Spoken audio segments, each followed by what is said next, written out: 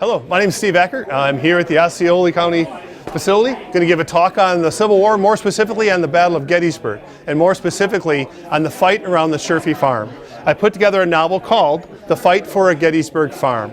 Now today we're going to talk about the history that bore the book, and looking at the bedrock of the research, the individuals who actually fought in that battle. And so then if you buy the book on Amazon or Barnes & Noble or any place you may find it, it'll add to the story and where it came from. So I hope you enjoy the program. I'm looking forward to sharing it with you. Thank you. You got inside too? We got inside. This might be boring then, because I have photographs of inside. No, I found your initials carved everywhere. Yeah. And his third novel is in the works right now. It'll be about the 36th Wisconsin, and maybe you want to finish up with a little talk about that. Sure. Absolutely. I liked it a lot. Did you? Well, good. You're the first one to read it outside myself, so I'm looking forward to hearing your opinion. I trust Dave, and he's read all three of my books before publication, at least the last two, and he's given me some great insight and advice, and I'm always looking to make it better. So. Steve Acker, ladies and gentlemen. So hi guys. Okay. With that, I'm going to leave because I don't want to ruin this whole moment. So thanks for having me. Just a little background. I'm Steve. I've been teaching for 36 years, high school English. Dave made a really important observation. For me, the Civil War has always been about the individual soldier. And that's been my study and the way I've written. And it's always about that gritty side of life. Not the romantic brandishing of the sword and bringing the horse up on two legs, but the guys who just get muddy. And so today's presentation, and we'll go through it. Of course, I have lots of visuals to show, which you've seen, which I kind of forgot about. And so I want to take you down the historical journey that built the novel that hopefully you'll buy and help support my retirement. And so at $12.95 a piece, it's a slow step, but I'll take every step. And so kind of a silly question, but how many of you have not been to Gettysburg? It's probably an easier thing. Not. Okay. It's a little east of Ohio. It's really cool. Just joking around. Let's just have some fun here. Hey, Dave. Dave, I'm teaching. Dave, I'm teaching. Hi. Dave, what's your favorite spot in Gettysburg? I like McPherson's Ridge and Railroad Cut. Very cool. What's your favorite spot in Gettysburg? You like Aurora. You like Aurora. I'm just a visitor.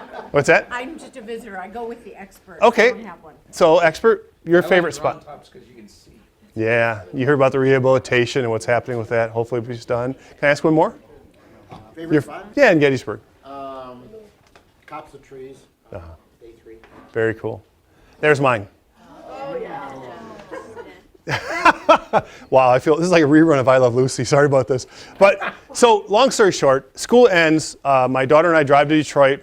Daughter stays with my mom, and I go to Gettysburg. It's my 4 days of recharging my batteries. And I just finished the first book, and I love writing. I'm an English teacher by trade. I teach literature. I like writing because it's just a blast. I love historical fiction. When you take that bedrock of good history, and even the best first-person account doesn't take you all the way to the human story.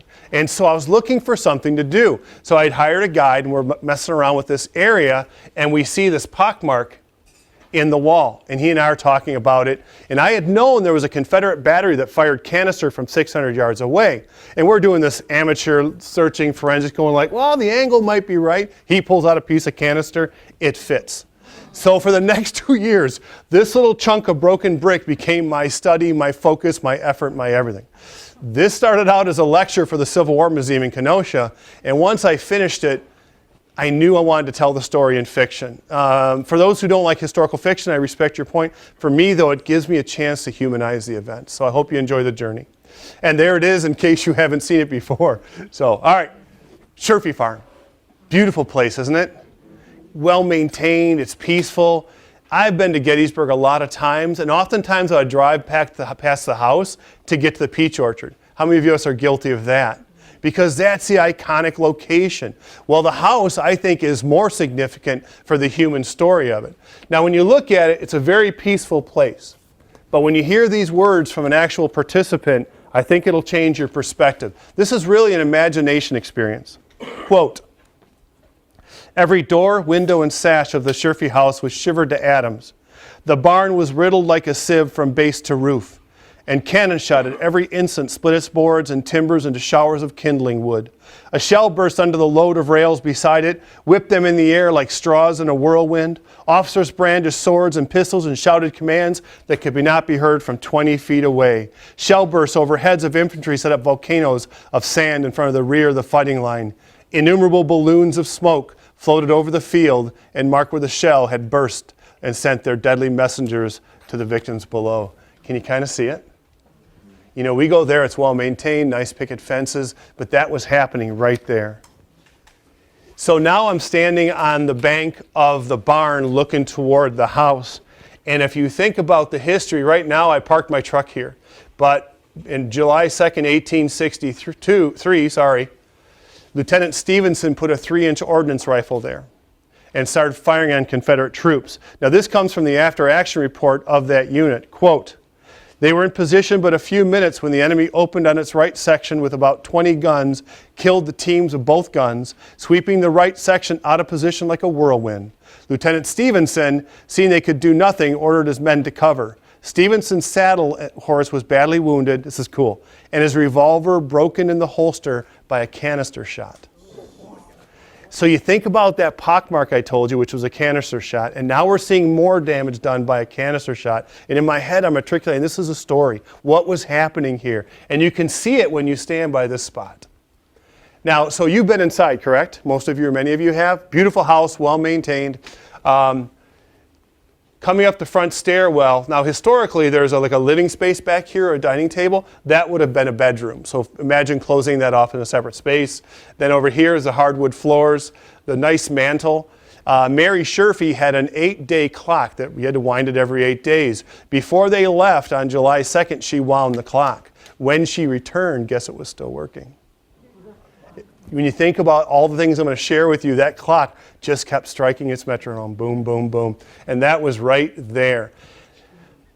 I went to the Gettysburg National Military Park archives, Adams County, Internet, Wisconsin. I've done a lot of research. I could only find one account of what happened actually in the house itself. Let me share that with you. This is from Captain Nelson of the 57th Pennsylvania. "I went to the main building. I ran up the stairs from one room to the other and started them to the rear as fast as I could, get them to understand. He was pulling Union men out before the Confederates attacked." Now here's the back stairs and the back stairs end. "I then started downstairs. When I looked left, horror of horrors, the enemy was in the yard in a large force not 50 feet away. They saw me and ordered me to surrender. They were in a bunch so but few could take a shot at me. As each shot would whiz past me, it would increase my efforts. There was some kind of yard fence around the building. How high, I do not know. What I do know is I did not touch it as I made my way out of there." And so, again, imagine that guy running up those stairs to pull those Union men out before the Mississippians came in. And that all happened in the Sherfy home. Supposedly, by the way, it's haunted. Yeah, the guy who let me in said, "You want to stay here?" I'm like, "Yeah, I'd love to." He goes, "I'll never stay here." I'm like, "Okay." Now I'm a little concerned. So I always wonder, this is the window. I wonder if this is the window Captain Nelson looked out of. Do you see where I'm going with this one? Because that's the window looking to where the Confederates would have advanced. This is the Sherfy Garden, currently maintained by the Gettysburg Foundation. They create about 900 pounds of produce for the food shelters of Gettysburg from that. Now I'm sharing that with you to kind of humanize a thing, but this I think is really telling. Clem Black, John Gilliand, Isaiah Fletcher, and Jackson Weeks of the 13th Mississippi were buried in this garden. We'll come back to visit their story, but I want to plant the idea that every beautiful piece of well-maintained garden or well-painted fence becomes a human story. And that's what we're trying to do with this one. So, I have this painting above my desk. A dear friend of mine gave it to me. And part of the writing was really inspirational for me as I'm working through my drafts, and there is this beautiful painting of the fight for the Sherfy farm. So, as it says here, the fictional characters I create in the book are there to portray real events I couldn't find research on. The real events are the driving force for the whole story, but it's still a novel. So here we go. In the book, if you buy it for $12.95, the farm is actually the main character. So what happens is I tried to write it where when a new unit or a new individual would enter on the farm, we follow their story. If a Confederate has an influence on the farm, we follow their story. But the central character is always the farm and that location.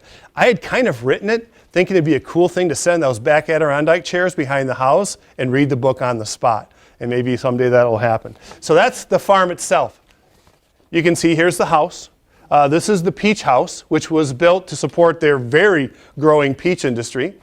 This is an old foundation. These are points you'd see. The barn, Emmitsburg Road over here. This is the battlescape or the Sherfy farmyard. Now let's go one step bigger. The farm itself was about 50 acres.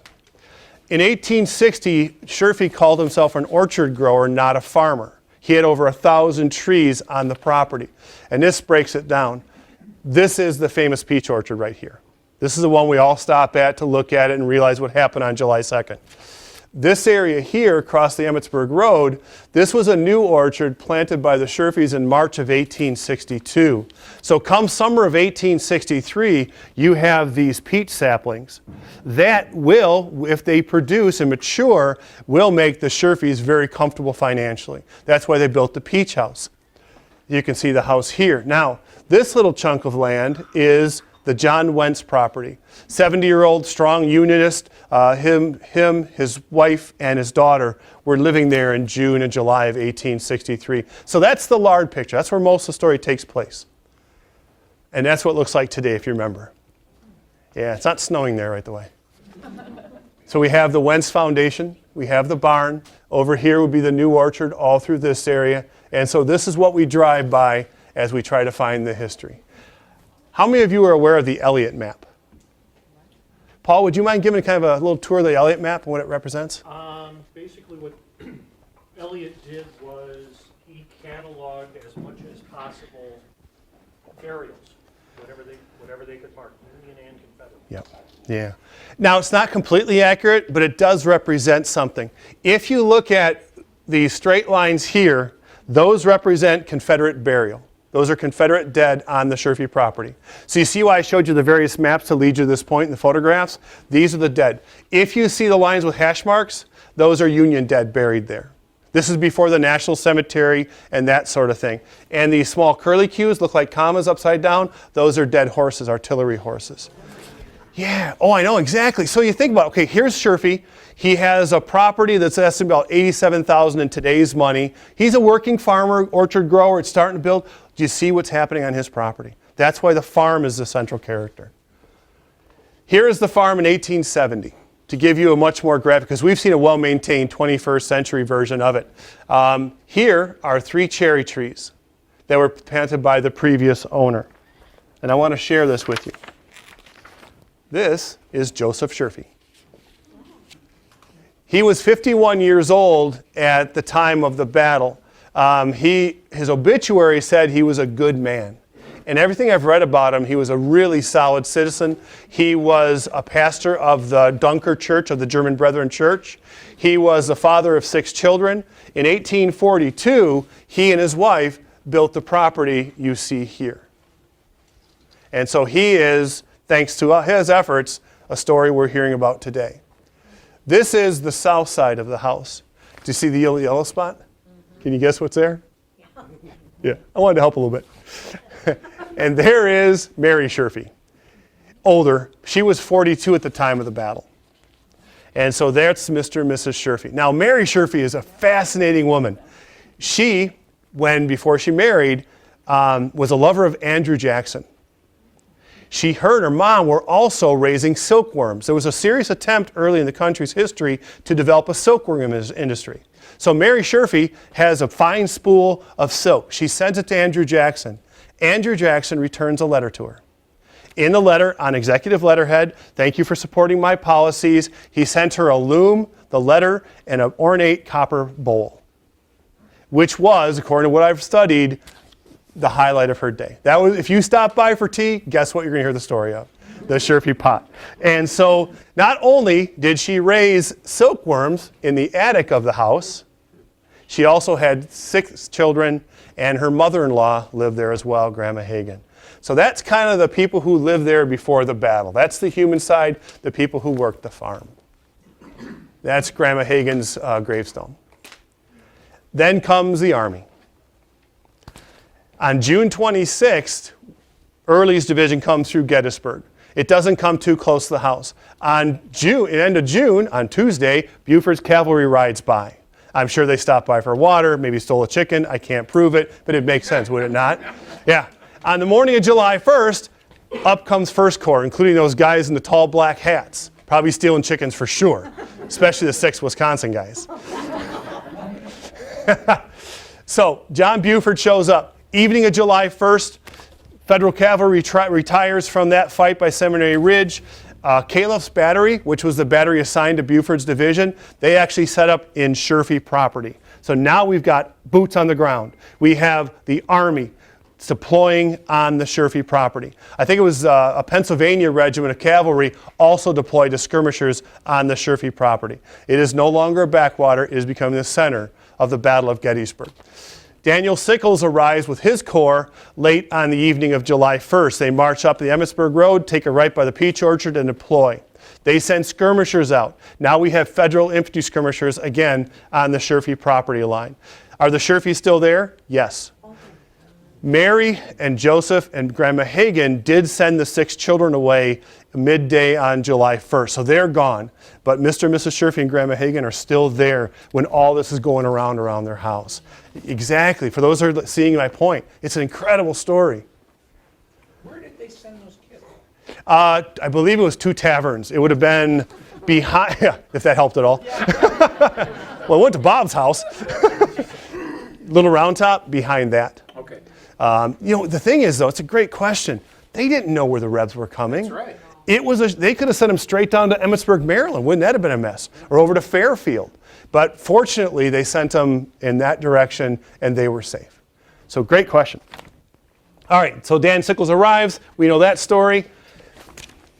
July 2nd.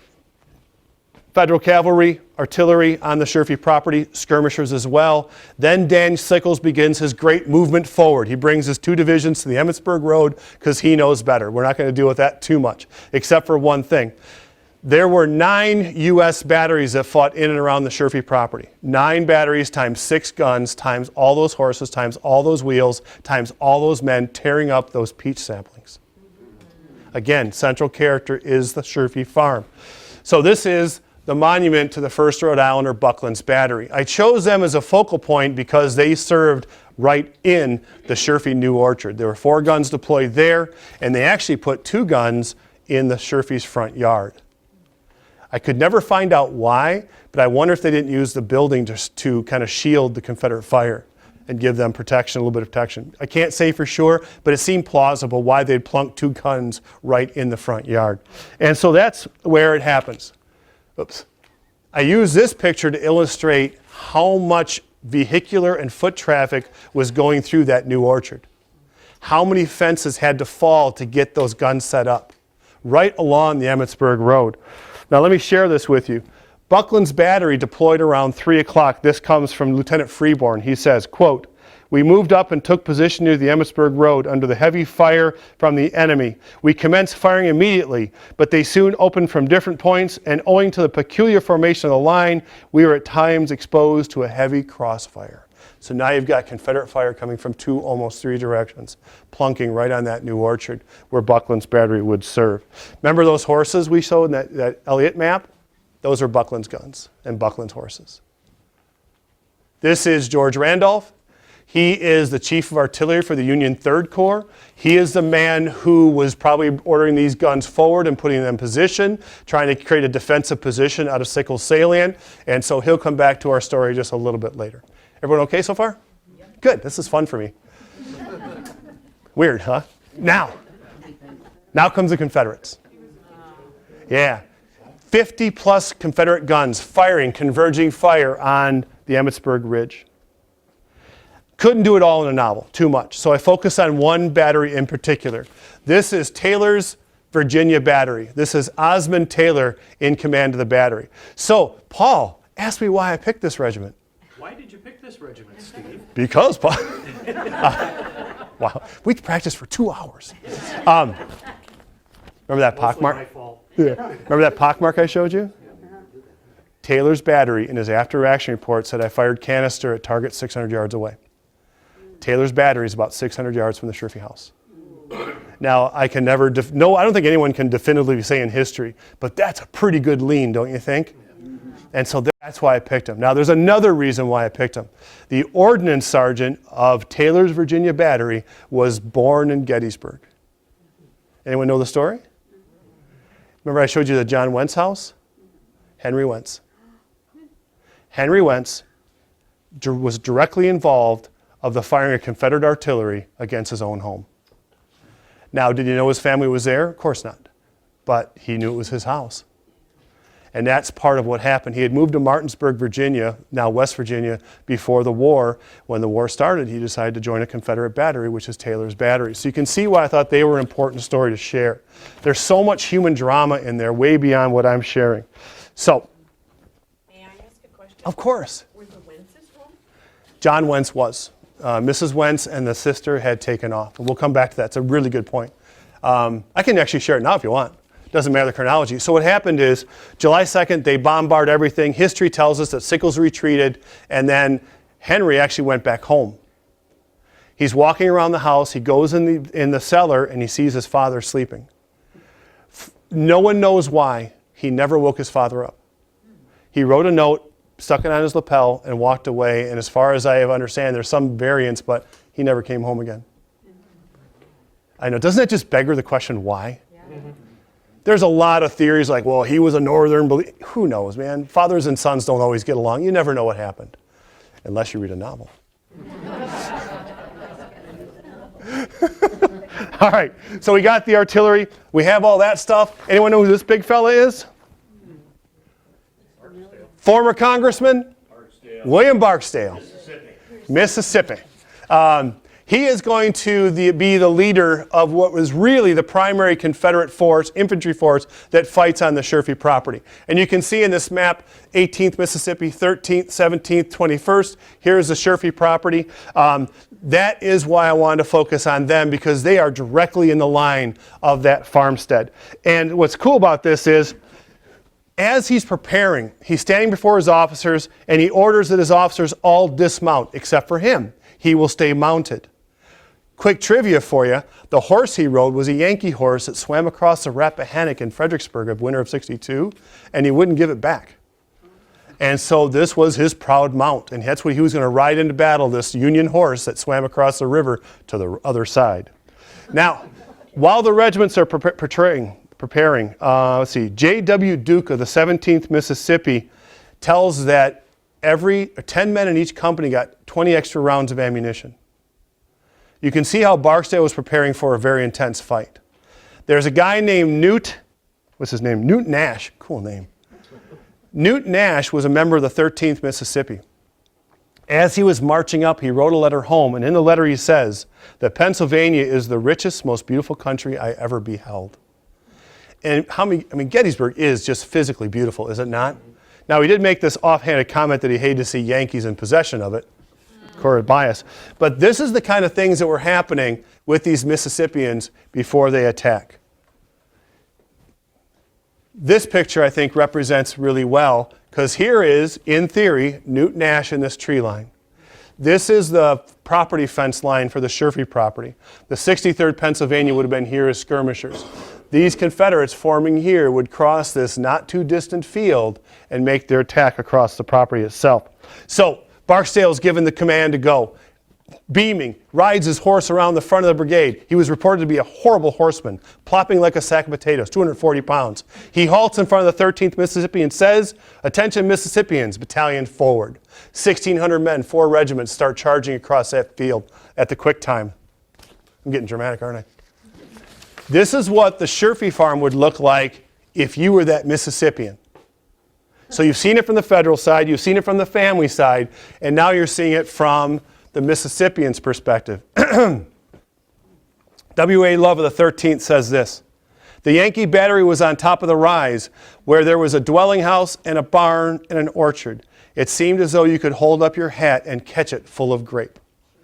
So Stevenson's gun, the 2 guns from Buckland's battery, plus Buckland's line on the Emmitsburg, were pouring lead into these Mississippians as they charged across this field.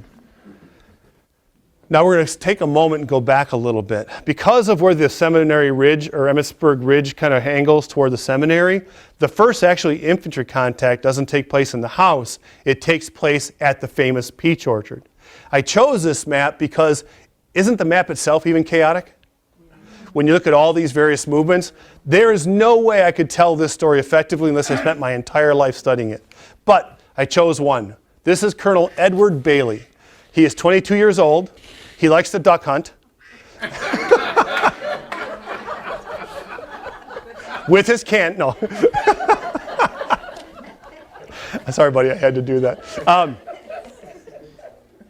Edward Bailey was 22 years old. He put the beard on to make himself look older and more serious. He is 300-some New Hampshire men, and he's marching up. He's ordered to support and reinforce the peach orchard. This is incredible. I used to reenact, and as a reenactor, I had to learn all the drill manuals, and I could drill a battalion and all the maneuvers. That's what we did. We drilled a lot.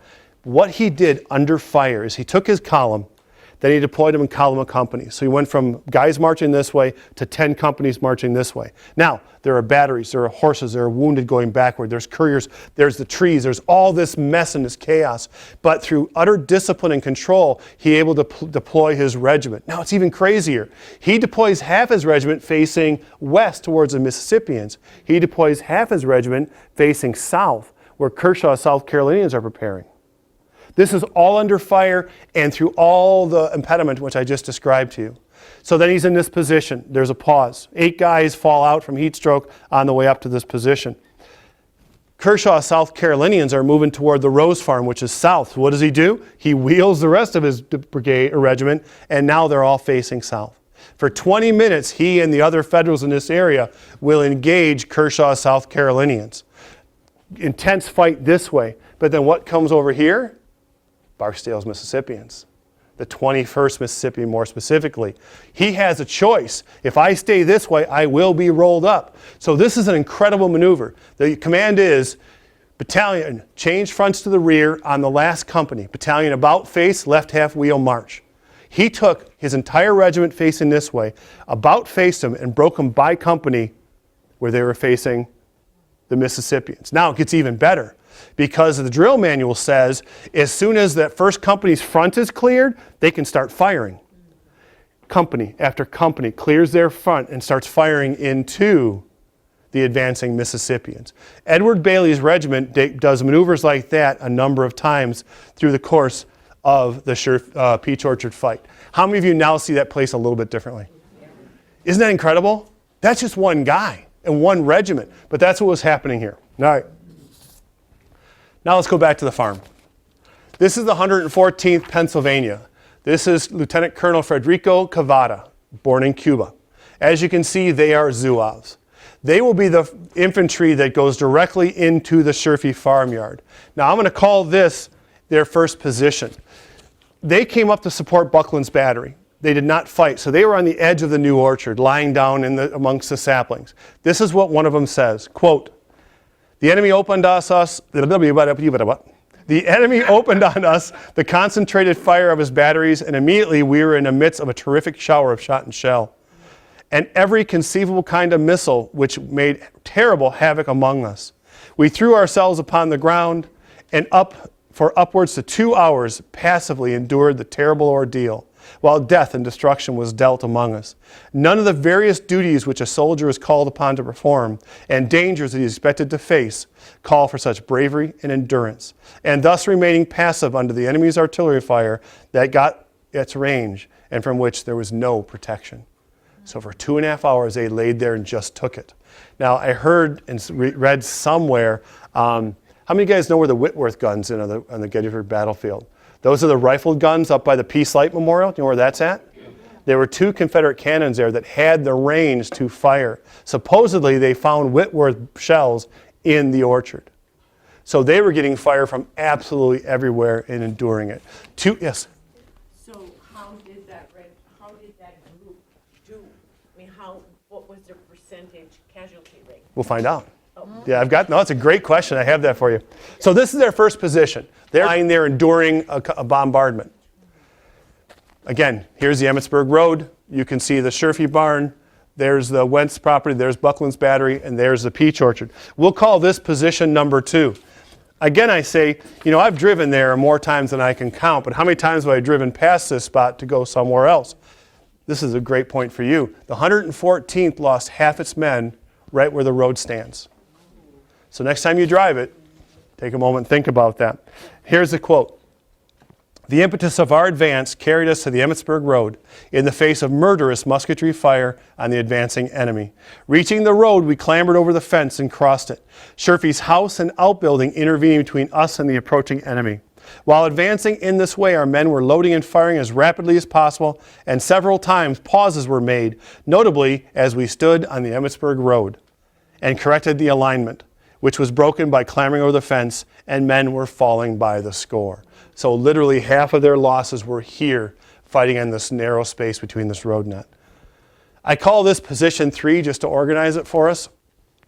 There are accounts of some of the 114th men using this bank wall as protection. I mean, doesn't it just make sense? Absolutely. There was also fighting inside the barn. Now, there's one direct account of the fighting inside there, and this comes from Major George Gerald of the 18th Mississippi. He says, quote, "They followed me with a rush, and within less than 2 minutes we had killed, wounded, or captured every man in the barn."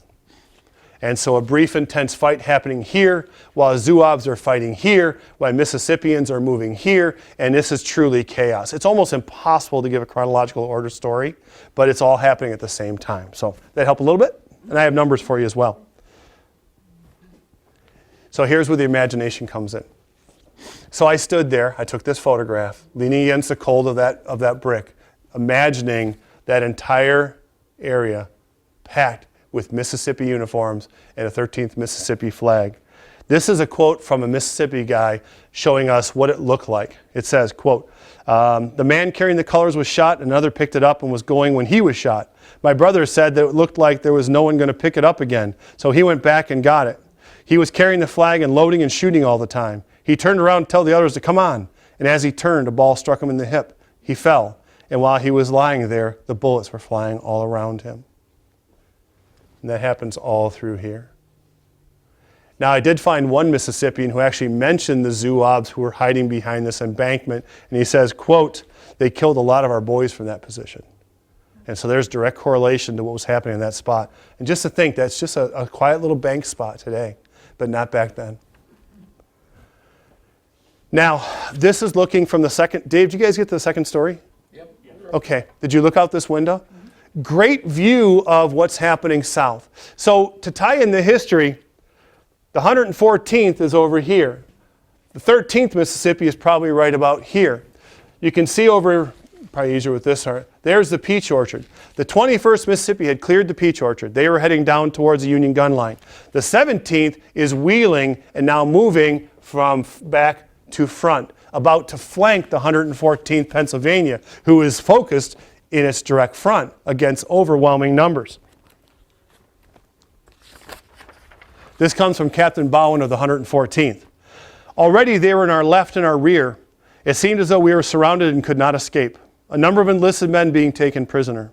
Only one avenue of escape was open to us, and that was up the Emmitsburg Road. Ordering the colors to go in that direction, a few remaining officers rallied the few men that were left. We made a stand, pouring a volley into the enemy, who was all upon us. And we retreated up the road, many falling by the way. It became an exodus going from back to front, up the Emmitsburg towards where the Union Army was still intact, towards Humphreys Division and towards Gettysburg Town. So it was a complete Union flood. One Union officer, a captain, tried to escape through the house. He ran up the stairs, hopped out the second story window, and as soon as he landed, he was pierced by 7 bayonets and killed. Yeah, so again, that stairwell, that simple stairwell, becomes a human story of the Battle of Gettysburg. So, this is proof that there was damage in the house. How many of you guys recall these pictures of the bullet holes in there? Yeah, this is proof that there was a combat and there was a fight inside there. This gentleman here is a soldier in the 57th Pennsylvania. When the 114th rose up and went off on their own, as did the 57th. They went up and rose forward. They would be in the yard and a little bit to the right of the house itself. Now, we only have one account saying who was in there. Lieutenant Crossley of Company K and 15 hand-picked men were sent forward while the regiment was getting ready to move forward. Get in the house, slow them down, put fire on them, buy us some time. And they did that indeed. And so, I didn't give you the numbers, I'm sorry. The 114th lost 51 killed, 93 wounded, and 8 missing. 257. Yeah. So that's them. This unit had, there were 55 captured of the 57th Pennsylvania, of which 44 died in southern prisons. And so Lieutenant Crossley was one of them. So he was in the house. You can't say these are bullets shot at him, but you know this is proof of combat. And there's another picture as well. Company A of the 3rd Michigan was detached from its regiment over by the peach orchard and sent into the Sherfy property. We don't know anything else, but they were probably in the house as well. And as a Michigan guy, I was kind of happy about that. If you read the book, I really blew that up big time. The captain of the 3rd Michigan in the book is my history teacher. It was an ode to him. So I tried to humanize the story with a man I respected a great deal. So hopefully it comes off if you do buy the book. So yeah, powerful, hey? All right, this is the northwest corner of the property. In this area, it's set the following people. Remember Clem Black, John Gillian, Isaiah Fletcher, and Jackson Weeks? They were killed there. Remember Newt Nash, the gentleman who found Pennsylvania so beautiful? He was wounded in the stomach right about there. Sergeant Wallace, his sergeant, comes up to him and he says this to him, "I am gone." Newt Nash also was buried in the Sherfy garden. And so that's the story of the Confederates in and around the Sherfy house. Confederates clear the house, Federals retreat, 17th Mississippi, 13th Mississippi, 18th Mississippi wheel left and start moving northward, chewing up Humphreys' division. It is now over as far as an infantry fight, but the battle is not over. How many of you heard of E. Porter Alexander? A number of you. E. Porter Alexander was a Confederate artillery battalion commander, and here's what he says. An artillerist's heaven is to follow the routed enemy and throw shells and canister into his disorganized and fleeing masses. Then the explosions of the guns sound louder and more powerful, and the very shouts of the gunners yelling fire in rapid succession thrills one's very soul. There is no excitement on earth like it. When E. Porter Alexander saw those Federals being pushed out of the Sherfy property, he saw a great artillery platform. He orders every gun limbered up and across that field. And as you can see, the Sherfy farm is right here. The farm now becomes a gun platform for Confederate artillery. They fire into the Federals as they retreat. Evening falls. The survivors of Barksdale's brigade return back to this area and bivouac. We have a gun line and a sleeping Mississippi brigade there the night of July 2nd. The war's not done with the Sherfy property.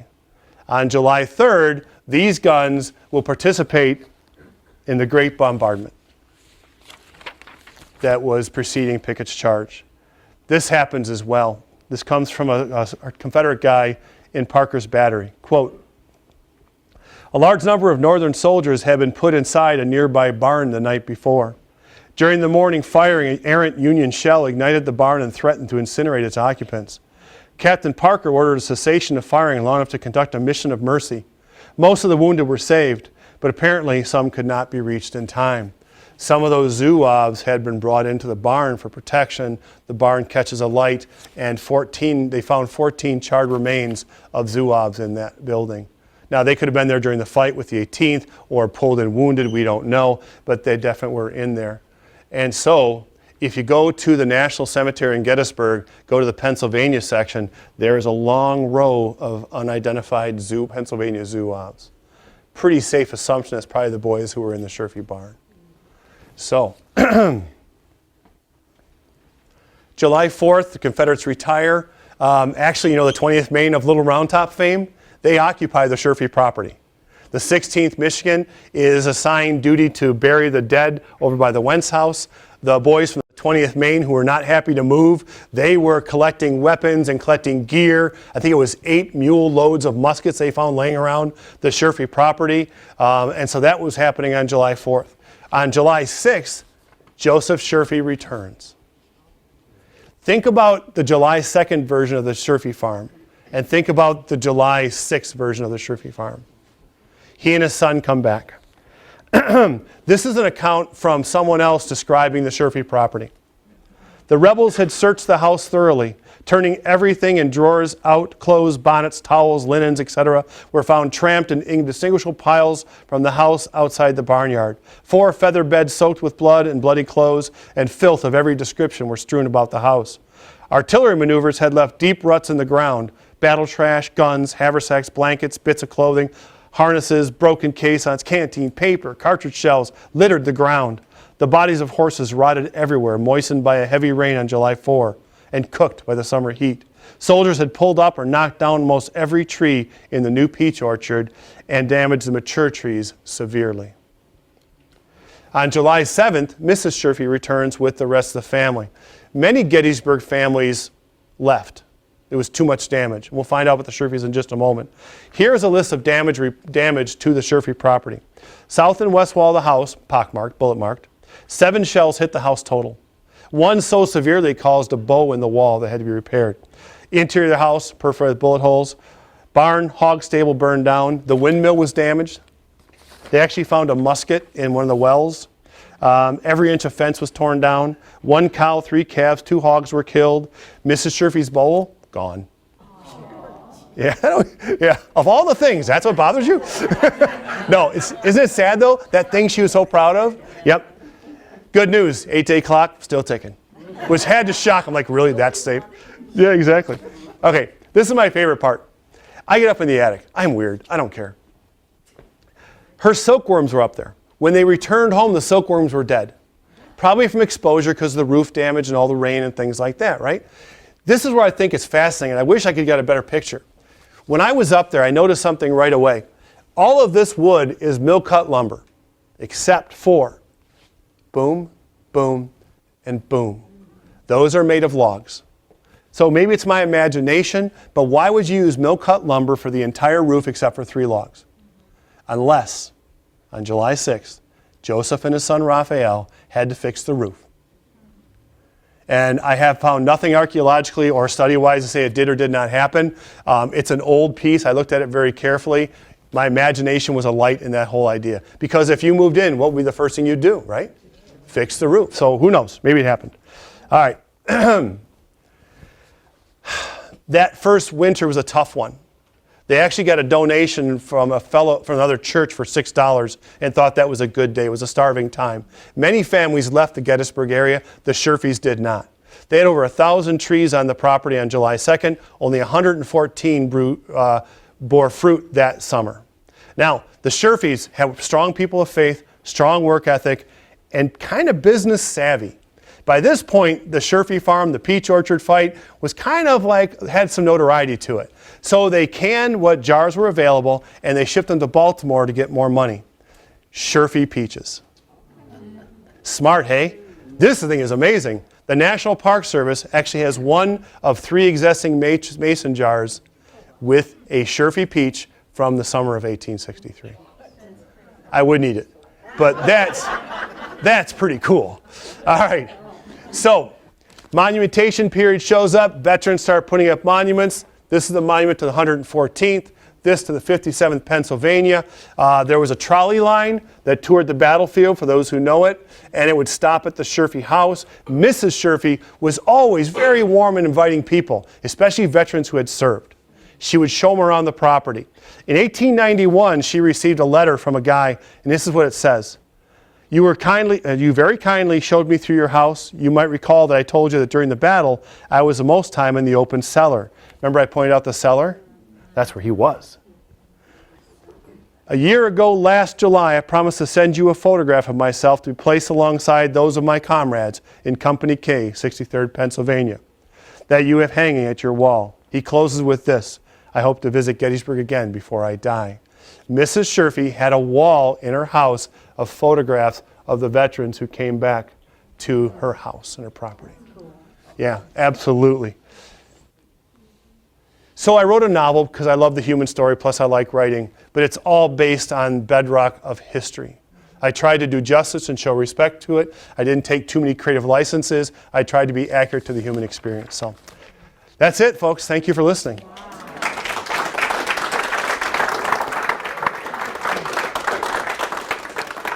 Do you have any questions? Because I made that all up. Yeah, I was just wondering, this is about your current book that you're working on. Oh, sure. Are you highlighting Frank Haskell? In not so pretty a way. Okay. Frank Haskell was not loved by his men. He wasn't loved in the 6th. He was not loved in the 36th. there are constant letters calling him an ogre and a tyrant. And when he died, I don't think there was too many tears. And so, no, he is a major player in the book because he was the one who formed the 36, as you probably know. Good question. Yeah, any questions? Yeah. Did the Sherfy stay on the farm until he passed away, or? Mr. Sherfy died of malaria, as did Raphael. I think it was 1880s. Mrs. Sherfy, Mary, was the longest living. She was there for quite some time. I contacted the Sherfy family to let them know I did this, out of respect to them. They were pretty pleased with it. I don't know if they've read it yet or not, but they know about it. And they have a Sherfy reunion there every couple of years on the Sherfy property. Yeah, it's pretty cool. Question? From beginning to end, how long did it take you to complete the book? 2.5 years. Yeah, between teaching, coaching, parenting. It's fun though. You know, it's just fun because that pockmark, that little chip of earth brought, look at it here today. Yeah, great question. Dave, what's up? I was just gonna say that I texted Steve while he was on vacation in Phoenix. Oh, And yeah. I was reading the new book right then. Yeah. And I said, I just got to Frank Haskell. I hate him. And he writes back, oh, he was a cuddly dude all right. Well, yeah, and Wait, is anybody related to Frank Haskell gonna be here? yeah. We're good, Steve, we're good. That book has just gone to the publisher. It'll be a while till it gets published, but I'm pretty proud of it. Can I just talk real quick about that one? I'm a blue-collar kid, raised in Detroit, first Acker not to work at Ford Motor Company. I was raised in that socioeconomic area. It's the hard-working folks who don't get the glamour. In 1864, it was the draft dodger, the bounty man, the reluctant warrior who joined for the money. They kind of carried the banner the rest of the way. And I think that this book is about a bunch of gritty guys who just go to work every day. And that's why I wrote the book, because I think they're important stories. So that's why I did it. Yeah. Yeah. I know this is outside of the city. Sure. So how many other farms were in the vicinity? Oh, good question. Quite a few, because if you recall the picture of the peach orchard, to the left and back is the Rose Farm. That's actually Joseph Sherfy's childhood home. Yeah, his father gave them the land after they were married in 1842. Down the road, another less than quarter mile, is the Klingel Farm and the Rogers Farm and the Kadori Farm. And there's farms all along the Emmitsburg. And the cool thing is, I could have picked any farm and told just as dramatic a story. It's just this one kind of gravitated again because that chip in the brick, it got me. So, a good question. Anything else? So I want to just kind of defend Frank a little. Because Good luck.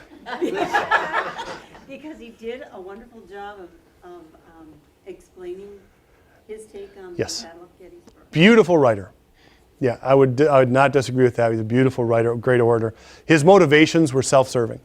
He was called As a lawyer. ambitious as Lucifer, is what his Dartmouth professor called him. And if you're a private who doesn't want to be there, who joined for the bounty to feed your family, and you have a guy who is ambitious as Lucifer, do you really love him? You know, he didn't do it for the good of mankind. So, but thank you for trying to defend him. Yes, sir. Milwaukee Civil War Roundtable had a speaker that talked about submitting claims to the government Sure. for property lost. Anything with that? How does I- that stretch out? I didn't see anything about them receiving any. It could be out there. I didn't really pursue that too much because that wasn't the compass of the focus of my book. My gut would say probably not much because the onus, you had to prove the damage was done by Union forces. And the government took great pains to make sure you had to prove Union forces. Well, how would you? Yeah. You couldn't prove like that dead cow was because of a Union bullet. So, yeah, good question. Dave, I think they're done with me. No, there's one more. Oh, Monica, talking about Frank Haskell. oh God. To give Steve his due, he does say some nice things about Haskell as well. Because even though he was kind of a martinet and as vicious as Lucifer, he got his regiment ready. So, and that's what he was there for. He wasn't there for a popularity contest. No. Gibbon loved him. Pardon me? Gibbons loved him. Lance Herdigan says about him. Never mind, we're not going there. Yeah, I don't. Thank you for being here. This